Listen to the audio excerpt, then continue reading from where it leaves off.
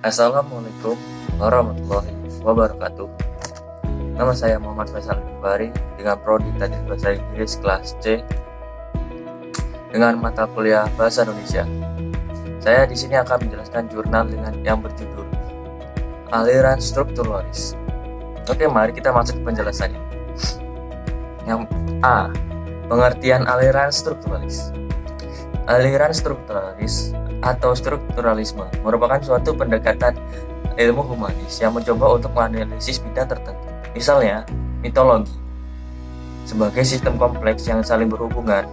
Ferdinand de Saussure tahun 1857 sampai tahun 1913 dianggap sebagai salah satu tokoh penggagas aliran ini. Meskipun banyak intelektual Prancis lainnya yang dianggap memberi pengaruh lebih luas, aliran ini kemudian diterapkan pula pada bidang lain seperti sosiologi, antropologi, psikologi, psikoanalisis, teori sastra, dan arsitektur. Strukturalisme muncul sekitar paruh kedua abad ke-20 dan berkembang menjadi salah satu pendekatan yang paling populer di bidang akademik, berkaitan dengan analisis bahasa, budaya, dan masyarakat. Aktivitas Ferdinand de Saussure yang menggeluti bidang linguistik inilah yang dianggap sebagai titik awal dari strukturalisme.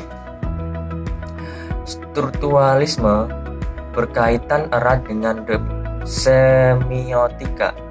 Tidak lama kemudian, aliran baru post-strukturalisme muncul dan mencoba untuk membeda diri dari aliran struktural. Strukturalisme dan formalisme Rusia untuk titik awal kiprahnya yang kemudian menjadikannya menonjol sebagai salah satu tokoh post-strukturalis. Aliran strukturalis menyatakan bahwa budaya manusia dipahami sebagai sistem of sign. Dengan demikian, linguistik struktural sebenarnya bentuk awal dari linguistik korpus atau kualitifikasi.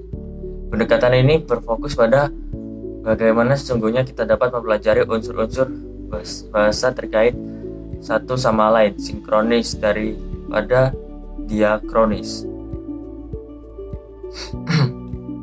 B. Ciri-ciri keunggulan dan kelemahan aliran struktural. Ciri-ciri aliran struktural.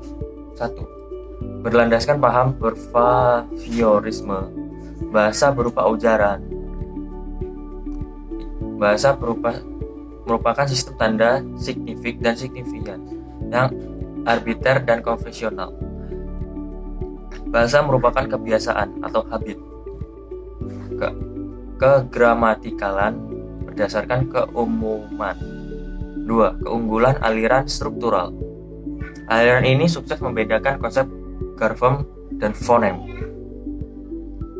Metode, drill, dan membentuk keterampilan berbahasa berdasarkan kebiasaan. Kriteria kegramatikalan berdasarkan keumuman sehingga mudah diterima masyarakat awam. Level kegramatikalan mulai dari morfem, kata, frase, klausa, dan kalimat. Berpijak pada fakta, tidak mereka-reka data. 3. Kelemahan aliran struktural. Bidang morfologi dan sintaksis terpisah secara tegas. Metode drill dan praktis sangat memerlukan ketekunan, kesabaran, dan sangat menjemukan. Proses berbahasa merupakan proses rangsang tanggap langsung secara fisik dan mekanis, padahal manusia bukan mesin. C. Pendekatan dan konsep aliran strukturalis. 1. Pendekatan strukturalis. Psikologi struktural atau strukturalisme merupakan studi analitis tentang generasi pikiran manusia dewasa melalui metode introspeksi. 2. Konsep aliran strukturalis. Dalam konsep dan sistem ini, psikologi strukturalisme dari Wolff dan Ziegler memiliki 3 tujuan. 1. Menggambarkan komponen-komponen kesadaran sebagai elemen-elemen dasar. 2. Menggambarkan kombinasi kesadaran sebagai elemen-elemen dasar tersebut. Dan 3. Menjelaskan hubungan elemen-elemen kesadaran dengan sistem syaraf. Subjek pembahasan yang tepat bagi psikologi struktural adalah proses kesadaran dan bebas dari asosiasi. Sedangkan metode eksperimental yang digunakan untuk memastikan ketepatan analisis ini mental adalah introspeksi. Disampingkan kelemahan psikologi struktural dalam pandangan fungsionalisme, yaitu hanya sekedar mempelajari isi dan struktur yang terlibat dalam proses-proses mental. Psikologi struktural memiliki kontribusi positif dalam bidang psikologi. Baiklah, itulah ada pembahasan jurnal saya.